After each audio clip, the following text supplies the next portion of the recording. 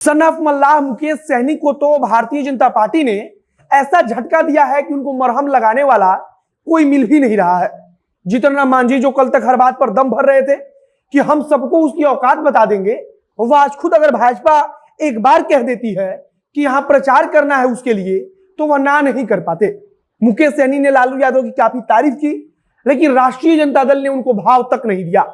और अब son of मल्लाह को एक जगह से ऑफर मिला है, मतलब कि एक जगह से सहारा मिल रहा है, और वह है कांग्रेस पार्टी। हालांकि हमारे ख्याल से कांग्रेस पार्टी को बिहार में किसी भी पार्टी को सहारा देने से पहले खुद को सहारा कहां से मिले, इसके बारे में विचार करना चाहिए। लेकिन एक कहावत है कि डूबते को तिनके का सहारा, और मुकेश सहनी के लिए कांग्रेस पार्टी एक तिनका हो सकती है जो उनकी डूबती नैया को पार लगा सकती है।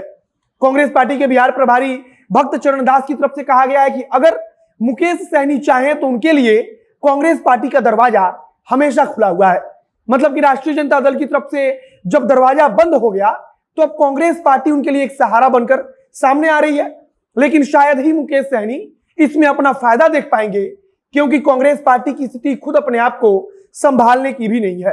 अब नमस्कार, मेरा नाम है मोहित कुमार सिंह और आप देख रहे हैं हमारा विशेष कार्यक्रम एक्सप्लेनर। हमारी बच्ची पटना में अकेली रहती है और जॉब भी करती थी, परंतु अभी जॉब छूट गया है और इस बीच उसकी तबीयत जो है बहुत ज़्यादा खराब हो गई।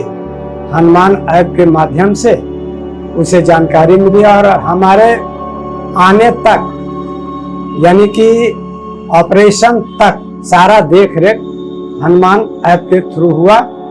धन्यवाद हनुमान। भक्त चरण दास जो बिहार कांग्रेस के प्रभारी हैं, उनकी तरफ से कहा गया है कि कांग्रेस पार्टी का दरवाजा हमेशा के लिए मुकेश सहनी के लिए खुला हुआ है। मतलब कि मुकेश सहनी जब चाहें तब वे कांग्रेस पार्टी में आ सकते हैं, उनकी पार्टी कांग्रेस पार्टी के साथ गठबंधन कर सकती है। हालांकि अभी यह बात साफ नहीं है कि भक्त चरण दास मुकेश सहनी को अपनी पार्टी सहित कांग्रेस में बुला रहे हैं, मतलब कि इसमें विलय के लिए कह रहे हैं या फिर वे गठबंधन के लिए कह रहे हैं। चूंकि भक्त चरण दास ने कहा है कि कांग्रेस पार्टी में जब चाहे तब मुकेश सहनी आ सकते हैं। इधर अगर हम राष्ट्रीय जनता दल की बात करें तो राष्ट्रीय जनता दल की तरफ से तमाम नेता लगातार मजा ले रहे हैं। मतलब कि वे मुकेश सहनी को भाव देने के मूड में नहीं है। राबड़ी देवी जो पूर्व मुख्यमंत्री हैं, उनसे जब इसके संबंध में पूछा गया तो उन्होंने साफ तौर पर कह दिया कि मुकेश सहनी अपने मन से महागठबंधन छोड़कर भागे थे, हम लोगों ने उनको भगाया नहीं था, तो फिर हम उनको क्यों बुलाएंगे। मतलब कि राबड़ी देवी ने एक प्रकार से इशारे में कह दिया कि हमारी तरफ से तो मुकेश सहनी के लिए कोई ऑफर नहीं दिया जाने वाला है कि मुकेश सहनी महागठबंधन का हिस्सा बन जाए। मतलब कि मुकेश सहनी के लिए राष्ट्रीय जनता दल का दरवाजा एक प्रकार से मौजूदा समय में बंद है। अगर हम नेता प्रतिपक्ष तेजस्वी यादव की बात करें तो अब भी नेता प्रतिपक्ष तेजस्वी यादव की तरफ से मुकेश सहनी के पक्ष में नहीं बोला जा रहा है, बल्कि राष्ट्रीय जनता दल के नेता तो यह तक कह रहे हैं कि मुकेश सहनी जहां पैसा देखते हैं वहीं पर जाते हैं। मतलब कि पैसे वाले आदमी हैं, जहां पैसा उनको दिखता है उसके साथ वो तब चले जाते हैं। लेकिन कांग्रेस पार्टी कह रही है कि मुकेश सहनी का अपमान किया गया है, भारतीय जनता पार्टी ने उनका अपमान किया है और कहा है कि यह अति पिछड़े समाज के लिए एक संदेश है। मतलब कि भारतीय जनता पार्टी ने मुकेश सहनी को जिस प्रकार से अपमानित करके मंत्रिमंडल से बाहर किया, उनके विधायकों को तोड़ लिया, यह पूरे के पूरे अति पिछड़ा समाज के लिए एक प्रकार का संदेश है। और शायद कांग्रेस पार्टी इसके सहारे अपनी राजनीति चमकाने में जुटी है और इसीलिए वो मुकेश सहनी को ऑफर दे रही है कि आप हमारे साथ आ जाइए। कांग्रेस पार्टी के प्रभारी भक्त चरण दास ने कहा कि जैसे दूध में कोई मक्खी पड़ जाती है और हम उसको निकाल कर फेंक देते हैं, वैसे ही काम खत्म होने के बाद भारतीय जनता पार्टी ने मुकेश सहनी को दूध में पड़ी मक्खी के समान उठाकर बाहर फेंक दिया है। बाकी अगर मुकेश सहनी के विभाग की बात करें कि मत्स्य पालन विभाग अब कहां है, तो वह भारतीय जनता पार्टी के उप मुख्यमंत्री तारकिशोर प्रसाद के पास चला गया है।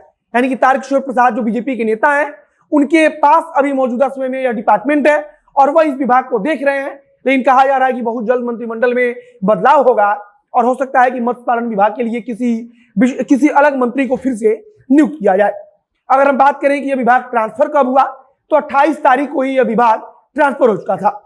अब कुल मिलाकर कांग्रेस पार्टी एक तरफ मुकेश सहनी को ऑफर दे रही है, तो दूसरी तरफ राष्ट्रीय जनता दल ऑफर देने के बिल्कुल मूड में नहीं है, वो भाव नहीं दे रही है। लेकिन अगर कांग्रेस पार्टी और मुकेश सहनी एक साथ होते हैं तब भविष्य में यह माना जा रहा है कि कांग्रेस पार्टी निश्चित तौर पर राष्ट्रीय जनता दल के साथ जाएगी, मतलब कि महागठबंधन में शामिल होगी।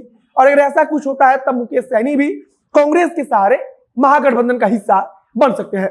हालांकि मुकेश सहनी क्या सोच रहे हैं इसके संबंध में कुछ भी साफ नहीं है, क्योंकि मुकेश सहनी ने अभी तक वो किसके साथ जाएंगे, किसके साथ मिलकर वो आगे की राजनीति करेंगे, इसके बारे में खुलकर कुछ भी नहीं कहा है।